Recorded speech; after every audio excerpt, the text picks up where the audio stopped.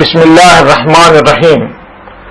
سید احمد شہید رحمۃ اللہ علیہ کی دعوت اور ان کا پیغام اہل بھٹکل کی ویب سائٹ bhatkalis.com اور urduaudio.com میں پیش خدمت ہے۔ مفکر اسلام مولانا سید ابو الحسن ندوی رحمۃ اللہ علیہ کی وہ تقریر جو مورخہ 30 دسمبر 1994 مدرسہ سید احمد شہید کٹھولی ملیح آباد میں ہوئی تھی۔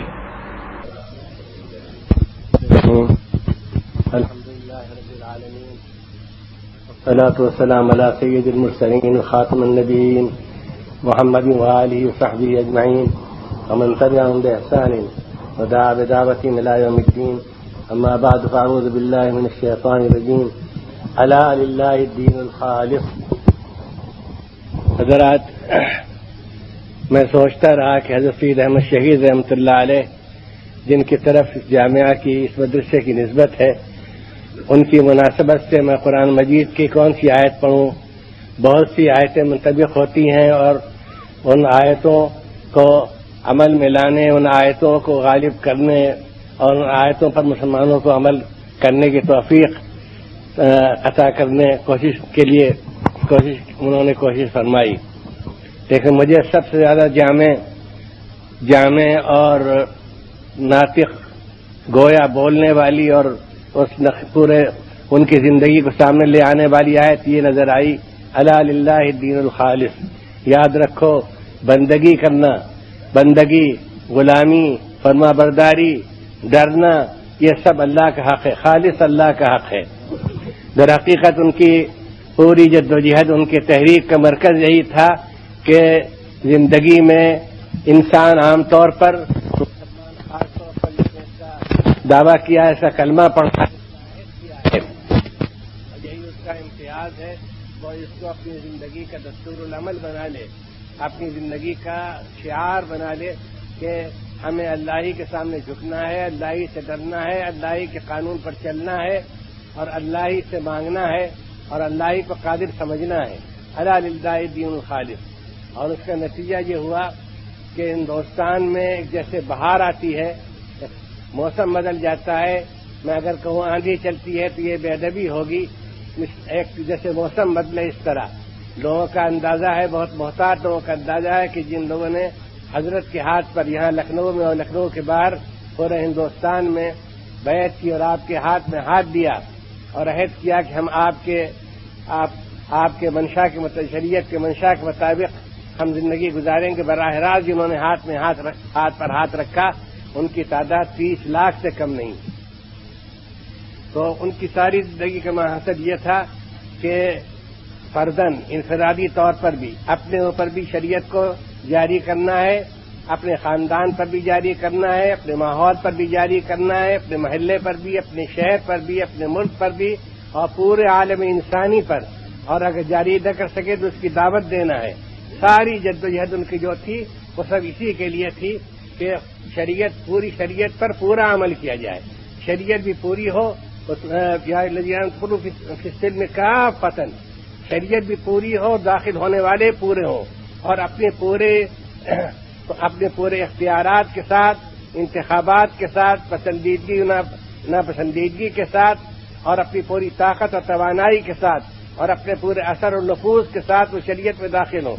یہ نہیں کہ اتنے حصے کو ہم مانیں گے اور اتنا حصہ پھر سوچیں گے، دیکھیں گے یا اس حصے سے ہم کو معاف کیا جائے۔ صاف کہا گیا، یا ایھا الذین آمنوا ادخلوا فی السلم کافۃ، اے ایمان والو داخل ہو جاؤ اللہ تبارک و تعالیٰ کے سامنے سر جھکا دینے میں اور اس کی اطاعت کا قلادہ اپنے گلے میں ڈال لینے میں اور اس کی غلامی کا عہد کرنے میں پورے کے پورے وہ عہد نامہ بھی پورا ہو، وہ قانون بھی پورا ہو، اس میں کوئی استثنا نہیں۔ عبادات کو ہم مانیں گے، عادات کو نہیں مانیں گے۔ ہم نماز روزہ بے شک کریں گے، لیکن شادی بیاہ وغیرہ کے یہ مراسم میں اور یہ جو زندگی کے فرائض ہیں ان میں ہم کو آزاد رکھیے، ہم آزاد رہیں گے، جیسا موقع ہوگا، جیسی ہماری حیثیت ہے، جس میں فائدہ ہم دیکھیں گے، جس میں ہم مزہ پائیں گے وہ ہم کریں گے۔ نہیں، عبادات بھی، عادات بھی، مزاج بھی، یہاں تک کہ پورا مزاج بن جائے۔ پہلا عقیدہ توحید ہے، میں صاف کہتا ہوں، معلوم نہیں اس کے بعد پھر مجھے اتنا بڑا مجمع خطاب کرنے کے لیے ملے اور پھر دوسرے اس ولی آباد کی مناسبت سے کہتا ہوں کہ جو حضرت رحمۃ اللہ علیہ، سید احمد شہید رحمۃ اللہ علیہ کے بعد بڑے سعادت مند اور شکر گزار اور بڑے تابع دار، جن میں نواب فقیر محمد خان تک شامل تھے، جو اودھ کی افواج کے افسر اعلیٰ تھے، یعنی یہاں کے کمانڈر ان چیف تھے، وہ بھی شامل ہیں۔ وہ سید صاحب کی فدائیوں میں تھے نواب فقیر محمد خان، جن کی ممکن ہے اب بھی اولاد ہو مدی آباد میں، اب مجھے باپ سے ملنے کا شرف اور خوشی بھی حاصل ہوئی ہے۔ تو حضرت سید صاحب کا پیغام یہ تھا کہ شریعت کو سب پر مقدم رکھنا ہے۔ سب سے پہلا مسئلہ، اسی لیے میں یہاں کی مناسبت سے کہہ رہا ہوں کہ مان لی پھر موقع ملے نہ ملے، سب سے پہلا مسئلہ عقیدہ توحید کا ہے، یعنی یہ کہ اس دنیا کا بنانے والا اور چلانے والا بھی الا لہ الخلق والامر، اللہ نے یہ نہیں فرمایا الا لہ الخلق، یہ سب اللہ کی کاریگری ہے، اللہ کی بنائی ہوئی چیز ہے، اللہ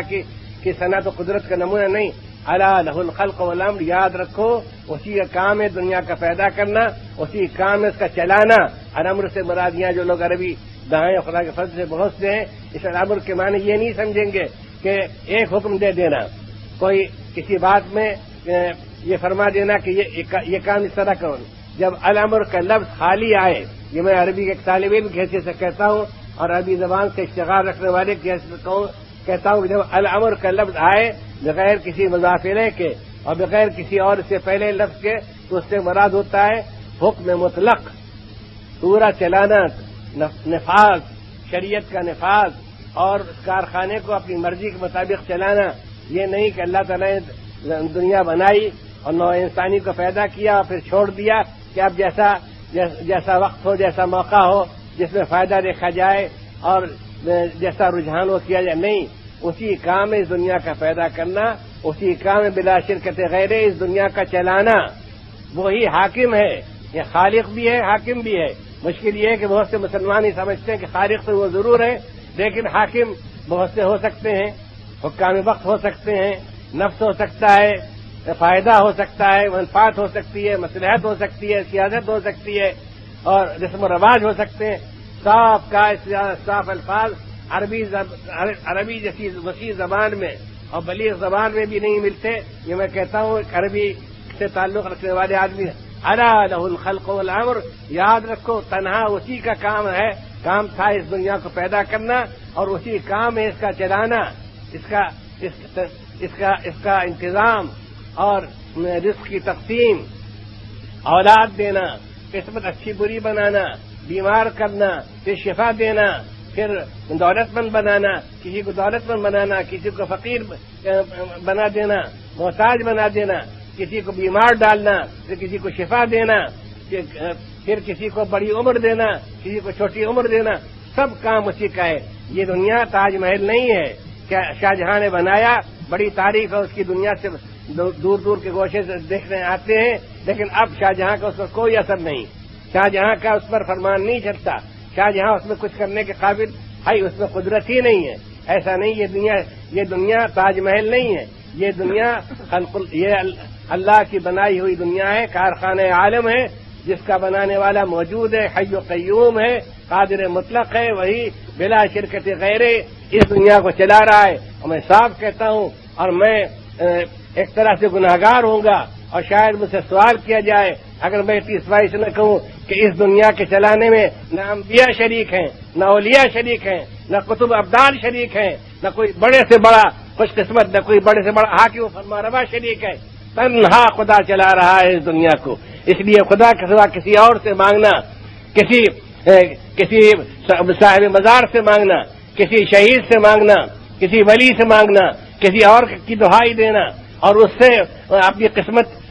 اس سے وابستہ کرنا، یہ سب الا لہ الخلق والامر کے خلاف ہے۔ تنہا وہی چلاتا ہے، وہی اولاد دیتا ہے، وہی روزی دیتا ہے، وہی صحت دیتا ہے، وہی برس دیتا ہے، وہی خوش قسمت بناتا ہے، وہی بدقسمت کرتا ہے۔ اس لیے سوال اسی سے، دعا اسی سے، یہ وہ چیز تھی حضرت سید صاحب رحمۃ اللہ علیہ لے کر اٹھے۔ اور اس میں یہ بھی ہے کہ جیسے میں نے کہا الا للہ الدین الخالص، یاد رکھو اطاعت اور عبادت فرما برداری تنہا اللہ کا حق ہے، اپنے اوپر بھی اس کو جاری کرنا، اپنے خاندان پر بھی اس کو جاری کرنا، اپنی برادری پر بھی اس کو جاری کرنا، اپنے جو صاحب معاملہ ہیں ان پر بھی جاری کرنا اور ہو سکے تو پورے ملک میں جاری کرنا، اور اس سے بھی آگے اگر ہو سکے تو پوری دنیا میں اس کا نفاذ کرنا۔ اس کے لیے سید صاحب اٹھے اور ان کی جماعت اٹھی، اور ان کی سیرت بتاتی ہے۔ میں ذمہ داری کے ساتھ کہہ سکتا ہوں کہ مجھے اللہ تعالیٰ نے یہ سعادت عطا فرمائی کہ میں ان کی سیرت کوئی 1000-1200 صفحے میں لکھوں، اور اس کے لیے ہزاروں صفحے پہلے پڑھوں، اور پھر ان سے ایک اور بھی تعلق ہے، ایک جسمانی نسلی تعلق بھی ہے اور مکانی تعلق بھی ہے کہ وہیں کا رہنے والا ہوں، تو مجھے معلوم ہے کہ وہ ایک عقیدے سے لے کر عادت تک ہر چیز میں شریعت کی پیروی ہو، اور شریعت ہی کو اس میں فیصلہ کن اور حکم سمجھا جائے، اور اس کے سامنے کسی چیز کی پرواہ نہ کی جائے۔ یہ ان کی دعوت تھی۔ وہ عقیدہ توحید سے شروع ہوئی، اور پھر ان کے ماننے والے ایسے تھے کہ وہ سب کچھ ان سے ہو سکتا تھا۔ انسان خطا کار ہے، معصوم نہیں ہے، لیکن سب سے زیادہ جو چیز ان سے غیر متوقع تھی اور سب سے زیادہ ان سے وہ مناسبت نہیں تھی، اور اس میں وہ جب تک سانس چل رہی ہے، جب تک زندگی ہے، اس وقت تک اس میں مبتلا نہیں ہو سکتے تھے۔ وہ عقیدے وہ شرک تھا کہ شرک کسی حال میں ان کو گوارا نہیں تھا۔ پوری جماعت کی تاریخ آپ پڑھ لیں تو معلوم ہوگا کہ سب سے پہلا، سب سے بڑا امتیاز اس کا اور سب سے بڑی طاقت کا سرچشمہ اس کا، اور اللہ تبارک تعالیٰ کی مقبولیت کا ذریعہ اس کا، اور سب سے زیادہ اس کے لیے جاں بازی اور جہاد بالنفس اور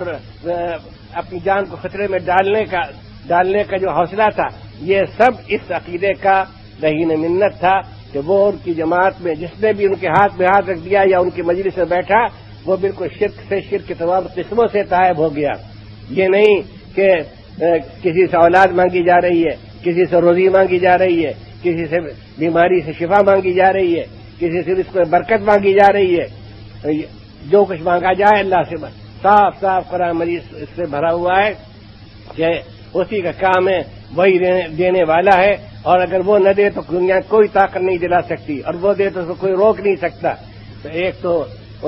یہ چیز تھی، پھر اس کو انہوں نے اپنے خاندان پر جاری کیا۔ میں مثال کے طور پر کہتا ہوں، چاہے اس کو بے مہر سمجھا جائے اور اس کو سوچا جائے کہ یہ بات اتنی ضروری نہیں تھی، لیکن میں کہتا ہوں کہ ہندوستان میں اس وقت تقریباً نکاح بے وگا کی سنت ختم ہو چکی تھی، یعنی بیوہ جوانی میں وہ بیوہ ہو جائے، بیٹھی رہے، ساری عمر کاٹ دے، لیکن اس کا نکاح ثانی نہیں ہوتا تھا۔ اس کو بہت معیوب سمجھتے تھے، اور ہمارے پاس اس کی شہادتیں ہم نے تاریخ میں پڑھا ہے کہ جن لوگوں نے یہاں تک کاندلے جیسے علمی مرکز، دینی مرکز میں ایک صاحب نے اس کی جرأت کی تو ان کو ہجرت کر جانی پڑی، یعنی ہندوستان چھوڑ کر حجاز مقدس چلے گئے، اور اس کا نام سننا گوارا نہیں تھا۔ کوئی کہے کہ بیوہ کا نکاح کر دینا چاہیے تو اس کو اس جگہ بیٹھنا اور وہاں آزادی کے ساتھ، عزت کے ساتھ چلنا مشکل ہو جاتا تھا۔ بالکل یہ رسم تقریباً اٹھ گئی تھی۔ حضرت سید صاحب رحمۃ اللہ علیہ نے، مولانا عبدالحی صاحب نے سرواز فرمایا تقیہ کی مسجد پر جہاں حضرت کی پیدائش ہوئی تھی، اور حضرت سید صاحب نے سب سے پہلے اس پر عمل کیا، اور یہ سید صاحبی کے ایمان سے ہوا ہوگا۔ انہوں نے مولانا عبدالحی صاحب سے فرمایا ہوگا کہ آج اس پر واز کہا جائے، اور سب سے پہلے اس پر خود حضرت سید صاحب نے عمل کیا کہ اپنی بیوہ بھاوت سے نکاح کیا، اور اس کے بعد پھر خطوط لکھے گئے، اور ہندوستان میں یہ اس کا ایک دروازہ تک کھل گیا اور چلن شروع ہو گیا۔ اسی طریقے اس زمانے میں بعض علماء نے یہ فتویٰ دیا تھا، اللہ معاف کرے ان کو، کہ حجاز مکہ مکرمہ جدہ پہنچنا بڑا مشکل ہو گیا ہے، بادبانی جہاز ہیں، سمندر میں طوفان آتے ہیں، بڑا خطرہ ہے، تو وَلِلَّهِ عَلَى النَّاسِ حِجُّ الْبَيْتِ مَنِ اسْتَطَاعَ إِلَيْهِ سَبِيلًا، یہ من استطاع الیہ سبیلا کے خلاف ہے، اور ہندوستان کے مسلمانوں پر جو استطاعت رکھتے ہیں، جن میں شرائط پائے جاتے ہیں، ان پر بھی حج فرض نہیں رہا۔ اس سے یہ ڈر تھا کہ شاید یہ بات رہ جائے اخیر تک، اور حج کی رسم، حج کی سنتی یہاں سے اٹھ جائے، اور حج کرنے کو، حج کے رکن کو لوگ ارکان اربعہ میں سے خارج نہ کر دیں۔ اللہ تعالیٰ نے توفیق دی سید صاحب رحمۃ اللہ علیہ کو، آپ نے خطوط لکھوائے شاہ اسماعیل شہید، مولانا عبدالحی صاحب وغیرہ سے، اور ہندوستان میں اعلان کروایا کہ جو چلنے کے لیے تیار ہو وہ اس کی بھی فکر نہ کرے کہ اس کے پاس اتنا خرچ، یعنی ہمارے ساتھ چلے، ہم ذمہ دار ہیں۔ عام اعلان کر دیا کہ جو بھی چلنے کے لیے تیار ہو ہمارے ساتھ چلے۔ 700 کا قافلہ تھا جن کے روزی کے کھانے کے ہر چیز کے متکفل حضرت سید صاحب رحمۃ اللہ علیہ تھے. تو اس وقت سے اللہ تعالیٰ نے حج کا دروازہ کھلا رکھا. کھلا تو تھا لیکن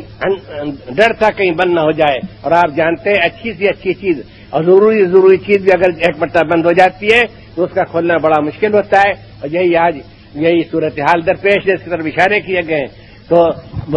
اللہ تعالیٰ نے سید صاحب رحمۃ اللہ علیہ کے اخلاص کی برکت سے اور توفیق الہی سے حج کا دروازہ کھلا رکھا. اور آج آپ ہی میں کتنے ہوں گے جو حج کی آرزو رکھتے ہوں گے اور حج کر چکے ہوں گے، کتنے ہوں گے، درجنوں ہوں گے جو حج سے مشرف ہو چکے ہوں گے، جو نہیں ہوئے ان کے دل میں اس کی آرزو ہوگی. اسی طریقے سے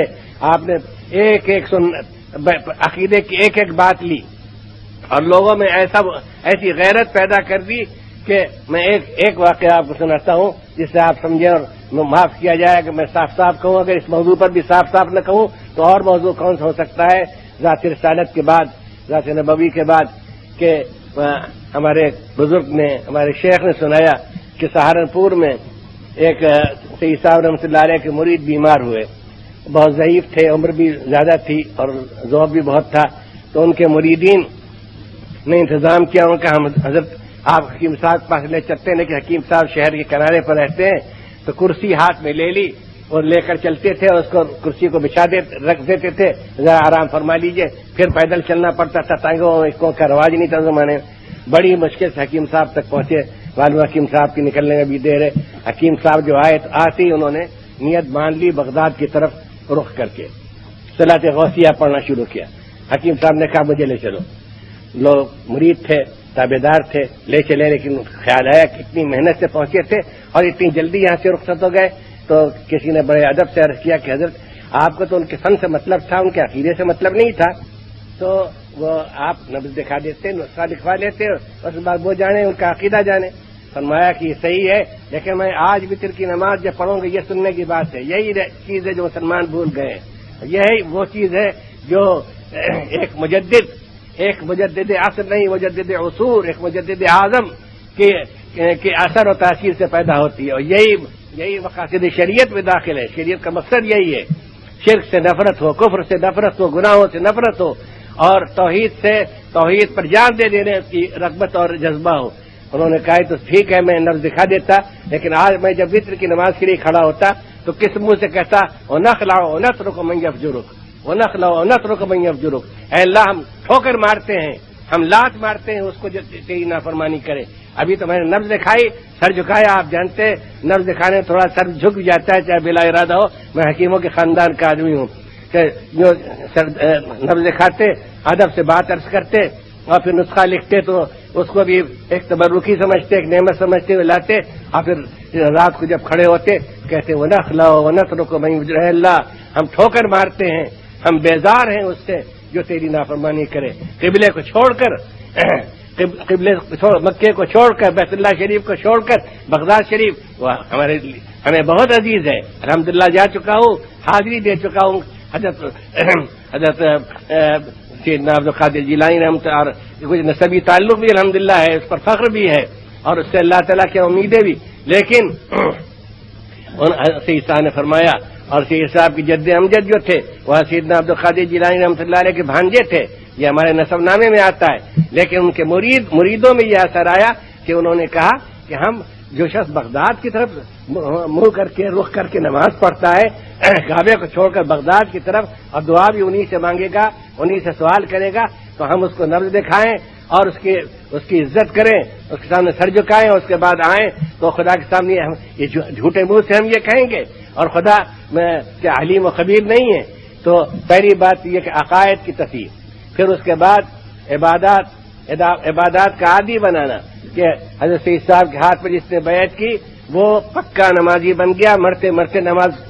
چھوٹنی مشکل تھی. اور پھر اس کے بعد یہ گناہوں سے اسی وقت نفرت ہوتی تھی. ایسے واقعات ہیں سیرت سید احمد صاحب کی سیرت کی کتابوں میں کہ ٹیلے کی مسجد میں جب آپ کا قیام تھا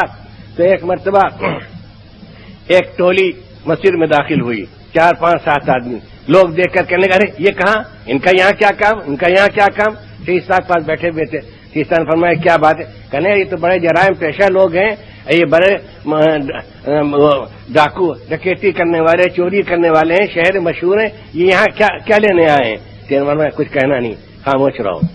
وہ آئے تھی صاحب پاس، تھوڑی دیر بیٹھے تھے، کہنے لگے حضرت ہماری توبہ، ہمیں توبہ کرا دیجئے، ہماری بیعت لے لیجئے۔ شیخ نے فرمایا کہ جمعے کو آنا اور اس وقت بیعت ہو جائے گی۔ جہاں تک یاد آتا ہے وہ جمعے کو آئے۔ اب ان کی حالت یہ ہوئی کہ ان کے پاس ان کے گروہ کے لوگ آئے، ان کی پارٹی کے، کہ بہت دن ہو گئے، کچھ بہت تنگی گھر میں چل رہی ہے، کام نہیں ہوا۔ کام سے مطلب وہ بھی سمجھے، وہ کہنے والے بھی جانتے تھے اور سننے والے بھی سمجھ رہا تھا کہ بہت دن سے کام نہیں ہوا، مطلب کہ چلیے کسی کے نقب لگائیں، ڈاکہ ڈالیں، کچھ کریں۔ اب نہیں ہو سکتا، یہ قیامت تک یہ کام نہیں ہو سکتا۔ تو کیا بات ہے؟ کہہ لیں کہ ایک سید صاحب آئے، ایک بزرگ آئے ہیں، ہم لوگ ان کے ہاتھ میں ہم نے توبہ کر لی ہے، تو ہم سے یہ کام نہیں ہوتا۔ ان کا ہمیں بھی توبہ کرا دیجئے۔ اور یہ گولا گنج کے رہنے والے تھے، کتاب ہم یہ بھی آتا ہے گولا گنج کے قریب کے رہنے والے تھے۔ وہ گئے، وہ بھی تائب ہوئے، اور یہ حالت ہوئی کہ انہوں نے مسئلہ پوچھا کہ حضرت ہم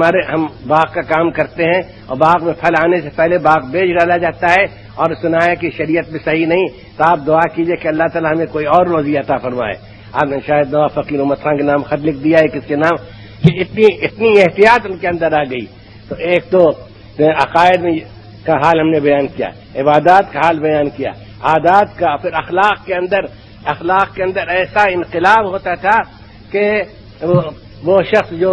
آپ کے ہاتھ میں ہاتھ دے دیتا تھا، وہ دوسروں کی خدمت کو بڑی سعادت سمجھتا تھا، اس کے لیے بھوکا رہنا اس کو آسان تھا۔ اب ان کے حالات پڑھیں ان کی جماعت کے لوگوں کے، تو معلوم ہوتا ہے کہ یہ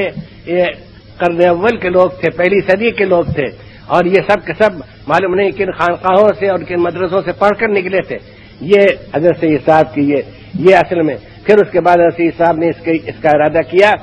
کہ یہ چیز محدود نہ رہے ایک حلقے میں، بلکہ پہلے ہندوستان میں پھیلے، پھر ہندوستان سے باہر جائے، اور پھر اس کی بنا پر ایک حکومت شرعی قائم ہو جائے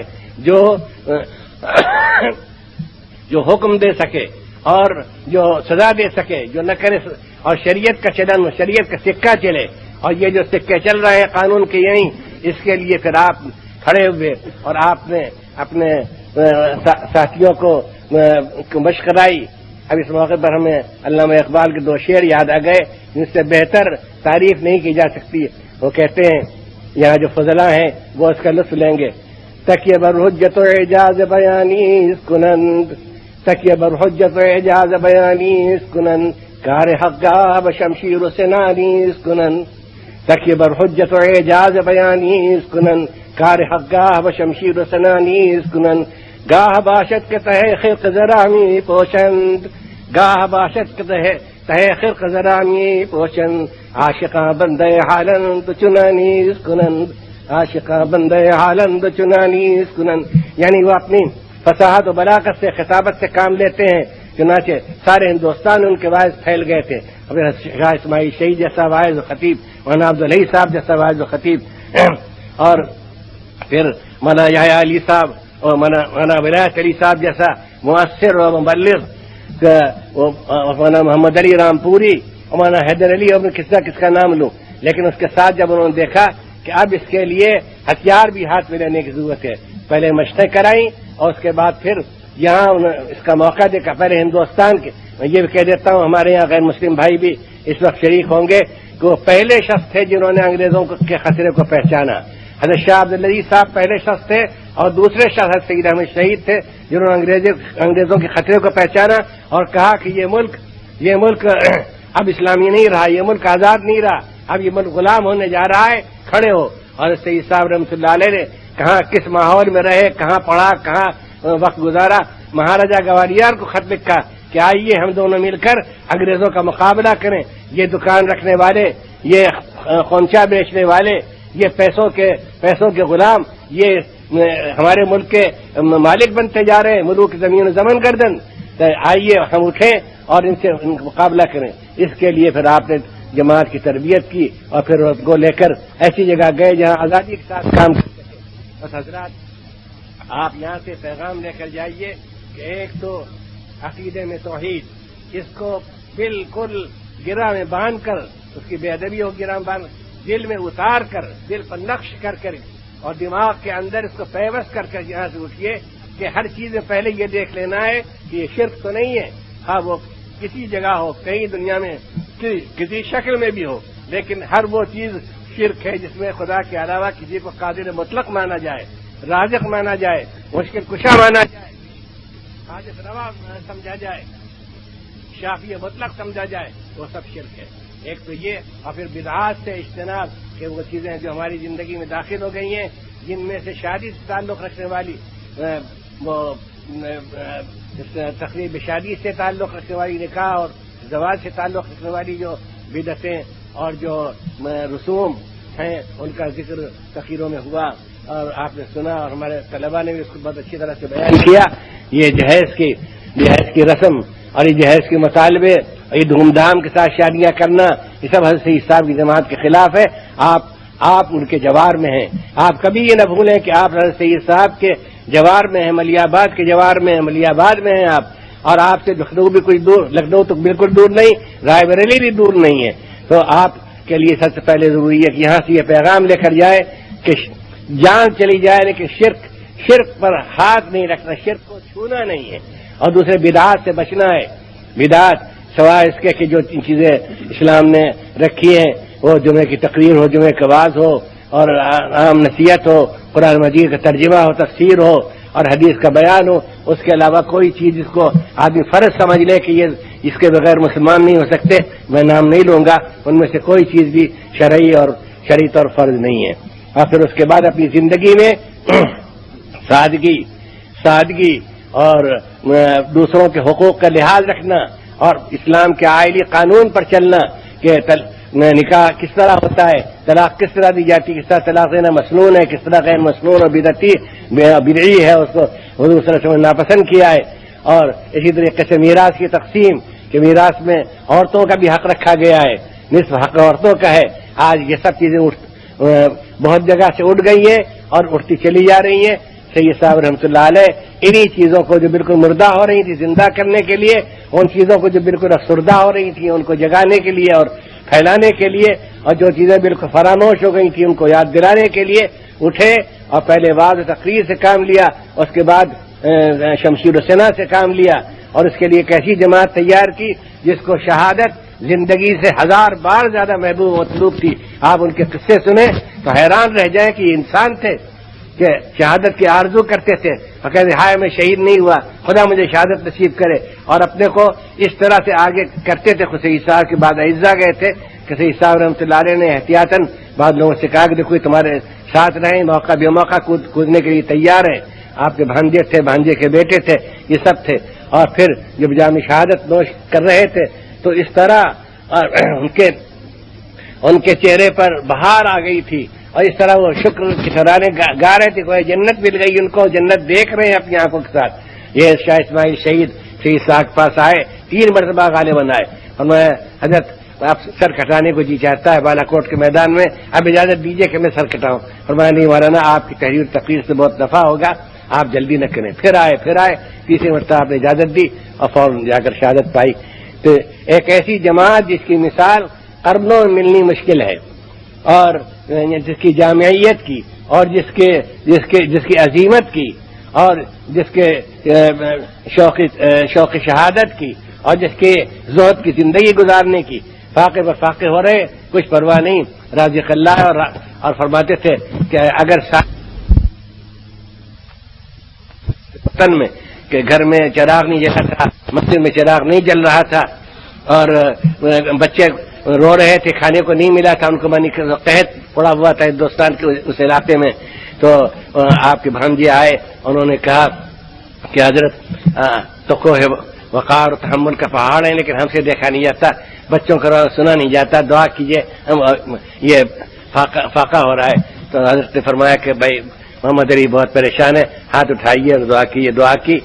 بس دعا کر کے ہاتھ پھیرا ہی تھا کہ دریا کنارے سے مسجد کے نیچے ہی دریا بہتا ہے، دوسرے کنارے سے آواز آئی کہ ہم کو اتارو، ہم کو اتارو۔ چنانچہ کشتی بھیجی گئی، اتارا گیا، انہوں نے ایک بڑی رقم پیش کی اور کہا کہ حضرت یہ آپ کے فلاں مریض نے کانپور سے بھیجا ہے۔ آپ نے فرمایا لو محمد علی سے کام چلا لو۔ وہ کہا ہم روپے کو کیا کریں، ہمیں تو دال چاول چاہیے۔ فرمایا اچھا فلاں دکان پر جاؤ اور اس کو کھلواؤ، کہنا کہ انہوں نے کہا ہے، اور غلہ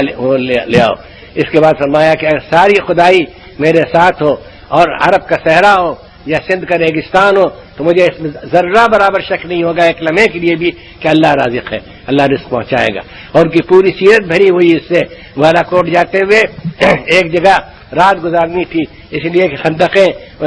سے برف سے بھری ہوئی تھیں اور اس میں پتہ نہیں چلتا تھا سطح زمین کا کہاں ختم ہوئی کہاں خندق ہے، پاؤں پڑ جائے تو نیچے آدمی جائے پھر زندہ نہیں رہ سکتا. لوگوں نے کہا کہ حضرت اب تو آگے زیادہ بڑا خطرناک، ہمیں اچھا ٹھہر جاؤ. تو لوگوں نے کہا کہ ٹھہر تو جائیں لیکن سردی کی رات پہاڑ کا